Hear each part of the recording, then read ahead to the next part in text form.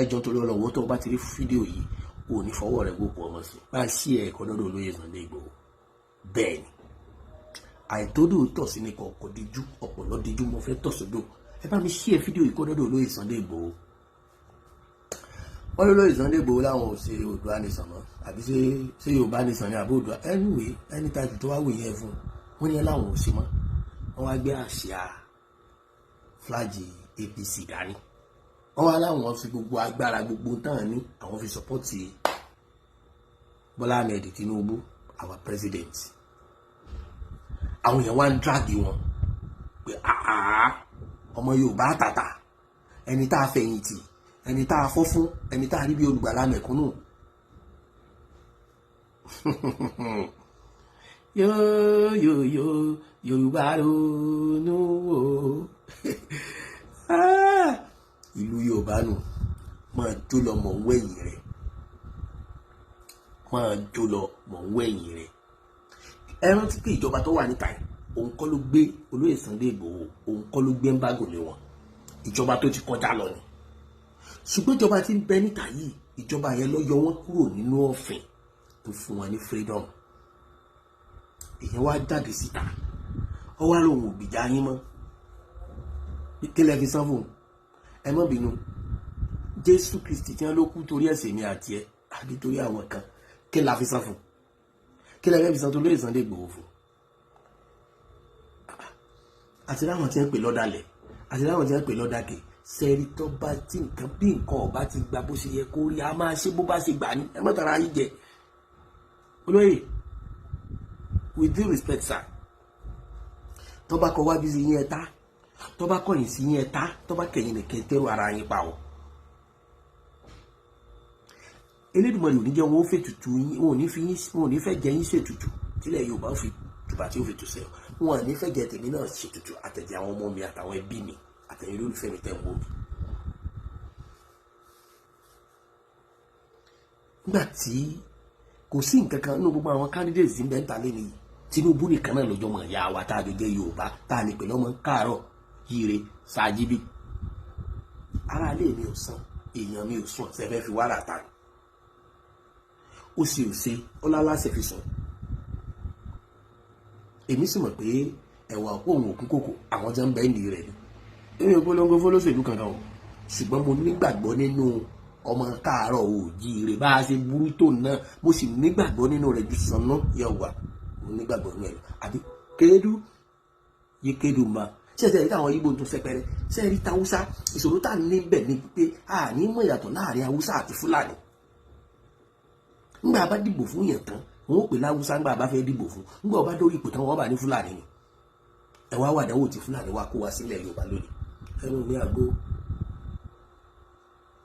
Sotẹ́lóyè Sunday Igboho bá wá lóhun ọ̀lọ́mọ́ tó lóhun káwó òkè ó ti ẹ̀kẹ́ mọ̀ pé méjì ni àwọn ẹbí rẹ̀ nílò ẹ̀mí rẹ̀ tàbí kí wọ́n gbé nǹkan nìsan ó ti ẹ̀kẹ́ mọ̀ pé kanú méjèèjì ni. Báyé bá ń tì ọ́ mọ́ ti ra rẹ̀ o abánidá kan ò ní bá ní tán o abánitán kan ò ní bá ní tán abániran kan ò ní bá ní dé bá yàrá rẹ̀ ń brain yàrá rẹ̀ ń brain. Mo ti máa ń sọ ti pẹ́ pé ajá tó bá rorò ni wọ́n máa dẹ̀ séjò tí ajá ń bá pa ejò ọdẹ ní ọjẹjò àmọ́ tẹ́jò bá pajá wọn ó pe ajá bògùn rìn ẹ̀ ní bògùn rìn tọmọtọmọ o ẹ̀ ní bọ́wọ́ lọ́wọ́ ẹ̀yàrá yín brain. Obìnrin tí ilé ọkọ ọ̀bárọ̀ lọ́rùn tó bá kó lọ lé wọn òní máa ń pòwe kọ̀rọ̀ ayé yájú kọ̀rọ̀ ọ̀run lọ́wọ́ èyí tó bá ti kú kan ò lè pe ìwé kọ̀rọ̀ ayé kò sì kọ̀ mọ́ ti jẹ́ kọ̀rọ̀ ayé mọ́ àti gbangba ayé. Aiza ẹwà vigilant Ọlọ́run wọn sọ yìí àdúrà yẹn ó gbà èyí ń bẹ èmi ò pé dandan o bóyá ẹ rí i pé crisis gbogbo crisis tó bá dé báyìí nígbà tá a fi mọ láti tó ta ti ń gbọ́ búrò olóyè Sunday Igboho ẹni yìí ni wọ́n láwùjọ ṣùgbọ́n lẹ́nu ìgbà tó do ní Yorùbá nìsan Oòduà nìsan ẹ̀wù bẹ́ẹ̀ ṣe wá fara kọ́bọ́dì káàkiri wọ́n fara kọ́bọ́dì àìsàn ìjọ lórí ọwọ́ yìí Ọlọ́run nífẹ̀ẹ́ yín gan ajá tó rí ilé ẹkùn tó bọ́ ẹja kíkà yín bàbá tó bá ṣe pé bí tí ọlọ́dì yín lọ tẹ́ bá parí ẹ̀ sójú ogun lẹ́yìn ká máa ṣe jù kínní kan fẹ́yìn náà kò jù bá àná kò sí nǹkan ní Nàìjíríà ò sí ẹ̀rí kíkọ́lá Abíọ́lá wá ti kankan ní Nàìjíríà ẹ̀dá kan ọmọ Awólọ́wọ̀ tẹ̀ ti gbé tí a ti gbé gẹ́gẹ́gẹ́ ọmọ Awólọ́wọ̀ rèé o lẹ́yìn káwọn olóṣèlú ọmọ tẹ̀fìlà bí Awólọ́wọ̀ kí wọ́n máa kó olóṣèlú Awólọ́wọ̀ làwọn ẹ̀sọ́ ọmọ Awólọ́wọ̀ tí wọ́n gbé dókè ẹ̀sọ́ ọmọ MKO Abíọ́lá tí wọ́n gbé dókè bí ẹ̀fíà fún automatic ticket bàbá rẹ̀ jìyà sẹ́fẹ́ gbọ́ ilé ìmọ̀lẹ̀ níjẹ́ wọ́n fẹ́ ẹ̀jẹ̀ yín ṣètùtù lẹ̀ Yorùbá àtẹ̀jẹ̀ tèmi náà àtẹ̀jẹ̀ àwọn ọmọ mi àtẹ̀jẹ̀ àwọn ẹbí mi àtẹ̀jẹ̀ yín olólùfẹ́ mi tẹ̀ ń wò mí wọn ní fẹ̀jẹ̀ yín ṣètùtù kílẹ̀ Yorùbá ó tó dáa kúlẹ̀ Nàìjíríà ó tó dáa ẹ̀jẹ̀ ara yín àìsà mo wá tún gbọ́ nǹkan kan sá mo gbọ́ pé ẹ ní kíjọba ó pè yín kí wọ́n fi yín ṣe security ẹ wò ó sẹ́rí ọ̀lẹ́ ló mẹ́wọ̀ ọjà o bí ẹ bá ti ń pé yọ́ọ̀bà yà lágbájá yọ́ọ̀bà bàbá àtàmàdò ọ̀lẹ́ ọmọ ẹgbẹ́ ẹja gbàgbé ẹ̀ bá ń kò ní báyẹ̀ ẹnì kankan ẹ̀yẹ ìbẹ̀rù ní mọ̀ tọ́jọ́ wọ́n pa àwọn ọ̀rẹ́ yín wọ́n tún pa àwọn ọ̀rẹ́ yín mọ̀ ẹ̀ ṣe jókòó jẹ́jẹ́ yín oore ọ̀fẹ́ tẹ́ ẹ bá ní nínú àǹfààní tọ́lọ́run fún yín ẹ máa fi ràn ilẹ̀ Yorùbá lọ́wọ́ ọ̀lẹ́ yín gbìjà lù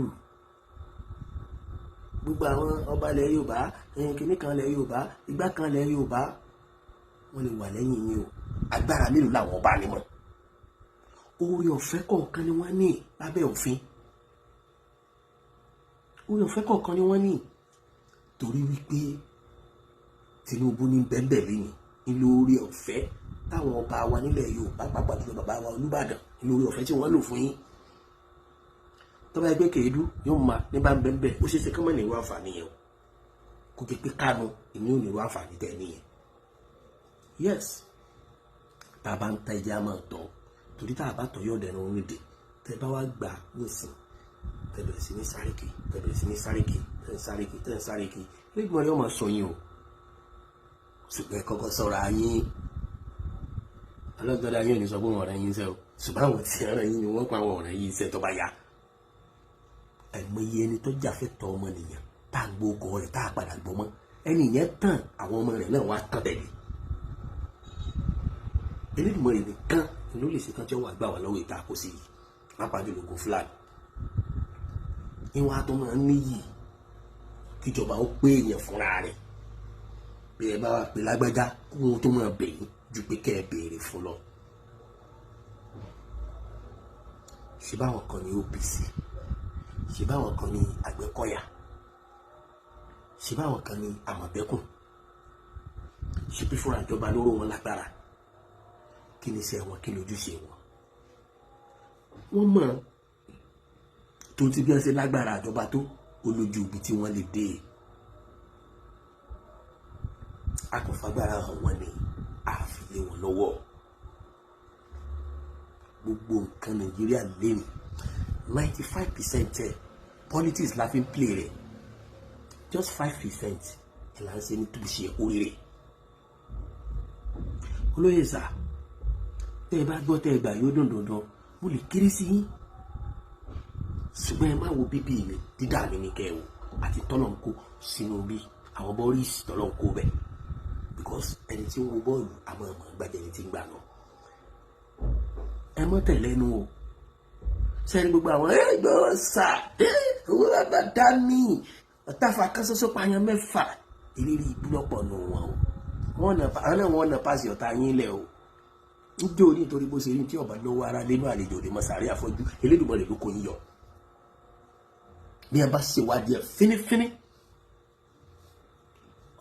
tálejò fi dé tọ́ máa di ẹ funfun nú ọbẹ̀ ẹ ti mọ̀ pọ̀ lọ́wọ́ ara lẹ́nu Elédùmarè ti wá kò ń yọ o sẹ́ríkú tí ọba parí tó bá sì yàn fìlà ẹ̀jẹ̀ àdúgbò o ẹni ọ̀lẹ fìlà májànà kú gbìyànjú Elédùmarè ní òfin lẹ́ra pa o ní àwọn ilé ìbára ẹ̀rọ wọn pa o ẹwà àìsà very careful sir ẹlẹ́lẹ́kẹta àìsà ẹ jẹ́ kí ọ̀rọ̀ yín máa ní measurement tẹ́ ẹ bá ní báwọn èèyàn ṣe ń tẹ̀lé yín bí wọ́n ṣe ń hèlè yín bí wọ́n ṣe ń pọn yín lé ilé ẹ̀bá fi máa sọ̀rọ̀ láwùjọ ẹ mọ Yorùbá Yorùbá ronú o. Ẹ bẹ̀rù Ọlọ́run lẹ́ẹ̀kan, ẹ bẹ̀rù Yorùbá lẹ́ẹ̀mẹ́fà, kí wọ́n bẹ̀rù ìjọba láìmọye ìgbà. Torí pé okùn àgbà náà ni wọ́n wá di àgbà. Tọ́rọ̀ yín ò bá ti pọ̀ jù, ẹ ní sọ̀rọ̀ jù, ẹ ní kọjá àbí ọ̀rọ̀ wà. Ọ̀rọ̀ dẹ̀ ní àwùjọ, ọ̀rọ̀ dẹ̀ ní àsìkò. Ìbọn Ọlọ́run ìbà èèyàn, Elédùmarè ní jẹ́ tẹnu gbóbi ọwọ́. Èmi náà ò ní fẹsẹ̀ mẹ́kì ń fẹnu kọ, àtẹ̀sí àtẹnu, èmi náà ò ní fi kẹ̀kẹ́ kọ. Ìfẹ́ tí mo ní sí yín ni mo fi sọ tí mo sọ ẹ̀. Ó tán lẹ́nu àkókò nǹkan. Mr. Sowore, my lovely brother Sowore, before I talk this matter, I will first greet you. And second one, I will offend you because I love you. That is why I will use respect to abuse you small. I love you. You are a strong man, and you are one of our trusted man. But the reason why you abuse Oloye Sunday Igboho, you talk to him, is because you don't know him 100%. You know him like 50 or 60% into politics. But Mr. Sowore, and whatever any name you called Oloye Sunday Igboho, let me tell you facts. You are the part of the name because you are one of Nigeria betrayers. Mr. Sowore, can I speak? You are one of your tribe betrayer. Because you use your mouth to abuse Oloye Sunday Igboho. This is why I will talk this matter. I have my point. My brother, come closer. When everybody are speaking about what Nnamdi Kanu is what? Nnamdi Kanu wants everywhere to separate. Let Yoruba people go their way. Let Igbo people go their way. Let Hausa people go their way. But during the time they are fighting the battle, my brother, you go for the presidential candidate. That is why I called you betrayer. When you are saying Nnamdi Kanu is a true son because he's in the prison, Oloye Sunday Igboho is a true son to his tribe. We have different ways to fight the battle and to achieve it. My brother Sowore, I reply you with how you talk. Oloye Sunday Igboho was not offended anybody. You are one of presidential candidates, but you lose. That is why you feel the pain. Yes, you lose. If you are not lose, you can, maybe you are the president now, and you are the one rule, and you will still play the same game they are playing in politics in Nigeria. You will still play the same game, brother. Now, I understand the reason why you abuse Oloye Sunday Igboho is because of if went for Tinubu. That is why. My brother, because I know that if Oloye Sunday Igboho starting campaign for you, you cannot talk like that. So you too, you are selfish. You are fighting for your own selfish interest. Now, I want to send you two messages. If it is true, you really love Nnamdi Kanu, my brother, I give you 7 days to release him in prison. I will now know that you know what you are talking. My brother, sorry, Emma be doing English in but because he used English to abuse Oloye Sunday Igboho, that is why I use my own grammar English to talk to you too. Omoyele Sowore was not a nuisance, was not commit anything about following Tinubu. Everybody can follow what is right. And if you are with your sense, my brother, Tinubu is a Yoruba man. You are Sowore, you are a Yoruba man. Don't forget what happened between Baba Awolowo and MKO Abiola. If you don't forget this, if you forget the story, we remember you because you are still in the game in that time. Sowore ti pẹ́ Sowore ò kí n ṣọmọdé nínú politics. Mi kò mọ gogoro tó mú tó mi sọ̀rọ̀ wèrè lẹ́nu ni. Mo dey like wọn. Ọlọ́run, I love Sowore. Let me just say 90%. But I will reply you about Oloye Sunday Igboho, you offend me. Ẹ dẹ̀ máa kọlu bọ́ǹbù tẹ́ ẹ bá ṣọ́ra torí máa fire yín o, ẹ̀gbọ́n. Ẹ ṣọ́ ẹnu yín. Ẹ ṣọ́ ẹnu yín o. Whatever anything you be, ẹ ṣọ́ ẹnu yín. Because you be in politics, you cannot be in the streets. Ẹ̀gbọ́n, ibi tẹ́ fẹ́ lọ yẹn kọjá ọlọ́pàá ń declare yín wanted yìí. Ẹ̀gbọ́n ẹ má jẹ́ gbà o. Aláìkí yín o. Ẹ ṣe jẹ́jẹ́. Ẹ bá fẹ́ ṣe presidential candidate yín ẹ ṣe. You dare Oloye Sunday Igboho, who are you to dare him now? brother ẹ máa calm down o, ẹ máa calm down. Àwa la máa sọ fún yín ẹ̀gbọ́n, ẹ ti ń dàgbà, ẹ dàgbà pé tígbà tí bá bá yín níbi eyín téyín yín bá yọ kò lè wú mọ́, èyí tó wà lẹ́nu yín yẹn ò kí ń ṣe mí tìtì o, ẹ̀gbọ́n ẹ máa calm down. Because if you are not a betrayer, why you go for presidential candidates in the same Nigeria? Why you don't follow Oloye Sunday Igboho as or to follow Nnamdi Kanu as Biafra? You are fighting the battle along the same Nigeria that we say we are not want. My brother, asao now. Kí ni Sunday Igboho ṣe fún yín? Sunday Igboho was not commit any crime. Fẹ́ ya bara mo re jẹ ni, and Tinubu is a Yoruba man. Obì aláwẹ́ mẹ́rin kì í bára wọn jiyàn, tọpọlọ yín bá débẹ̀ lọ tíǹkì ẹ̀ dáadáa. Nígbà tí a bá ń bá tù Tinubu tá à ń against wọn, definitely we are not want the Yoruba. So we too, wọ́n ní amọ̀ra wa, bàbá ríra wa, òun ni bàbá Tinubu ṣe, àwa náà dẹ̀ fẹ́ ṣe fún wọn padà. Kò yé yín? So Tinubu Nnamdi Kanu, I dare you to set freedom for Nnamdi Kanu between now to 7 days. Ẹ̀gbọ́n, after the 7 days, I will come out for you. Ẹ̀gbọ́n. I will come out for you. Ẹ dẹ̀ mọ̀ pé Olóyè Sunday Igboho ní some stubborn boys, tó jẹ́ small boys. Ẹ̀gbọ́n, ẹ ti ń gba yìí. Ọlọ́run kò ní fi àgbà yín yílẹ̀ o. Ṣẹ́rí tí n bá wọnú yín, ẹnu náà ni màá fi wọnú yín o. Tí n bá wọnú yín, èèyàn méjì ò ní dìbò fún yín mọ́ ní country. Èèyàn méjì. Bí a ti bá fẹ́ lọ ní ríbù ẹ lè ní díẹ̀ ní south east o. But tí n bá wọ, ẹ má jẹ́ ń wọnú yín, ẹ mọ̀ pa fẹ́ everybody ilẹ̀. Gbogbo ẹ̀yin tẹ́ bá gbé candidate ẹ gbé, oníkálùkù ló bẹ̀rẹ̀ tó máa follow. Kò yé yín? Tá bá love yín, tẹ́yin bá ṣoore fún wa, a máa ṣe fún yín padà. But ìkọ́ tí ò lè mú yín yọ wanted kúrò lọ́rùn Olóyè Sunday Igboho, ẹ má bù. I will advise you to remain silent or to collect woto. I see you as an important person, that is why I reply you. Mo fẹ́ advice Mr. Sowore. I want to give him advice, but I see that he's a strong man. And second one, wọn kò ní orientation tó fi yín àṣìfù ni. Tó bá sọ̀rọ̀ politics lẹ́ni, bro, let me tell you something. I don't know, maybe your father is a monk, but my own parent is a monk. So you have to learn before you come out to become a politician. Kò ń ṣẹrù ọmọdé, kò yé yín. So nǹkan tó ń pè ní OG, bàbá, òun ni Olóyè Sunday Igboho tán ṣe yẹn. Ṣé rí ẹ jẹ́ kí n jẹ́ kẹ́ mọ̀ kíní kan, ẹ lè mẹ́gbàá dání. Kẹ́ wá sọ pé kéèyàn ẹ mẹ́gbàá dání, ẹ wá ní kéèyàn wá gbà. Kò wọ́ọ̀kì o. O mẹ́gbàá dání sì wá ní kí n wá gba nǹkan lọ́wọ́ ẹ̀. Mi ni máa wò pé èmi ló fẹ́ gbà yín náà olórí ibú àbí mo ti súnmọ́ ẹ ni. So ilé ayé dẹ̀ ni mo fẹ́ kẹ́ máa yín lẹ́nu kíní kan. Mr. Sowore, go and learn something. Nínú nǹkan tí mo fẹ́ sọ yìí, ṣe rí èèyàn máa ń wá ọ̀rẹ́ kọ́ rẹ̀ ni, èèyàn kì í wá ọ̀tá kọ́ta. Tọ́rọ̀ tá ẹ bá ṣe pọ̀ sí wa máa make progress o, but ó lè tètè rán ẹ lọ́rùn alákejì. Those guys will not know that àti bú Tinubu rí dáadáa nínú Yorùbá nation struggle, àti bú máa ń rí lóríṣiríṣi, but bàbá yìí wá ń wo àwọn ọ̀rọ̀ tá à ń sọ. Bàbá yìí ń wo media, wọ́n ń wo media dáadáa. Bàbá pé Tinubu ò kí ń wo media na lie. Bàbá Tinubu is looking at everybody.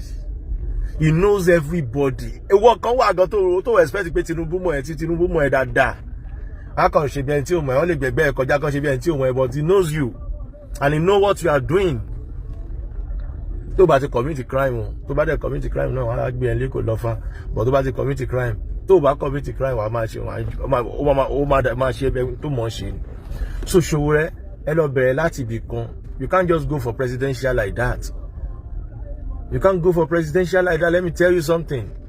Bàbá Tinubu tẹ́ ń wo yẹn bọ́ ṣe jẹ́ bàbá ńlá OG tó tán jẹ́ godfather àwọn politician yẹn. He starts from somewhere. Wọ́n ti ṣe senator rí, wọ́n ti ṣe governor rí, wọ́n ti ṣe kódà wọ́n ti báyàn kówé rí. Tinubu ti báyàn kówé lọ́fíìsì rí. Tẹ́wá fẹ́ mọ̀. So beginning is not like end. Ní Tinubu fi di president lẹ́ni. Wọ́n rí pé wọ́n deserve ẹ̀. Ìbò yín ó jẹ́ bòyín kò jẹ́ bòyín kò káyé. But wọ́n rí pé wọ́n deserve ẹ̀ náà ṣe gbé fún. Bàbá máa bẹ bàbá Tinubu nínú program bàbá.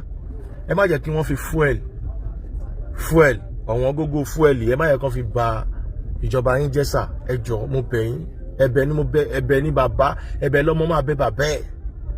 Bàbá Tinubu mo fi Ọlọ́run bá mo fi bẹ̀ yín. ẹ má jẹ́ kó fi ọ̀wọ́n gógó fuel ọ̀wọ́n gógó nǹkan inú politics náà ló wà. Wọ́n á mọ̀ọ́mọ̀ rise everything up torí káwọn èèyàn lè máa rí yín bí ẹni tí ò dá. Wọn ò dẹ̀ nímọ̀ pé ẹ̀yin kọ́ ni ẹ wà into charge. So sir, tẹ bá ti rí pé sẹ́nítọ̀ kan wà tó yẹ pé ayé ẹ fẹ́ yọ, ó fẹ́ kó bá yín, ẹ yọ dànù, ẹ fẹ́ lòmíì síbẹ̀. Bóyá tẹ bá fi ọmọ ìyá yín síbẹ̀ tẹ́jọ jẹ́ Yorùbá, bóyá yẹn ò ní, bóyá yẹn máa understand yín, ó dẹ̀ máa ṣe dáadáa pẹ̀lú yín sà. Ẹ má jẹ́ kí àwọn òróró yìí bàjọba jẹ́ mọ́ yín lọ́wọ́. Strategy ni, strategy tó ń fi bàjọba jẹ́ ni. So Mr. Sowore, nǹkan tí olóyè Sunday Igboho ṣe yẹn náà ń pè ní pé jẹ́ ń wá ọ̀rẹ́ kọ́ rẹ̀, tí n bá súnmọ́ bàbá yìí tán màá lè ṣàlàyé nǹkan tí mò ń sọ, bóyá a lè yé wọn, bóyá wọn á lè bá wa rí nǹkan ṣe sí. Ẹ̀yin tẹ́ ń ṣe, tẹ́ jẹ́ Yorùbá Nation Agitators, ẹ jẹ́ kí n sọ kinní kan fún yín lénìí. Yorùbá Nation Agitators, Yorùbá Nations kò dẹ́ẹ̀tì o, kò dẹ́ẹ̀tì.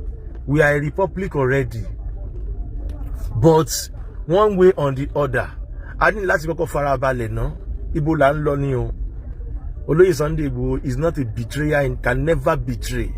Olóyè Sunday Igboho bá sọ pé ẹ jẹ́ ká kọ́kọ́ gbé kinní ilẹ̀ náà, ẹ jẹ́ ká kọ́kọ́ rán aṣọ wa níbi tó ti ya ná, káyé tó ṣíbẹ̀ máa sọ fún wa pé yes aṣọ yẹn mọ̀ fáyìn o. So ibẹ̀ ni a fẹ́ gbà yìí. 2027 lágbára Ọlọ́run, kò tẹ̀ nídìí àdúrà, bọ̀ Tinubu máa wọlé, ó bá wọlé second time, ẹ jẹ́ kó wọlé.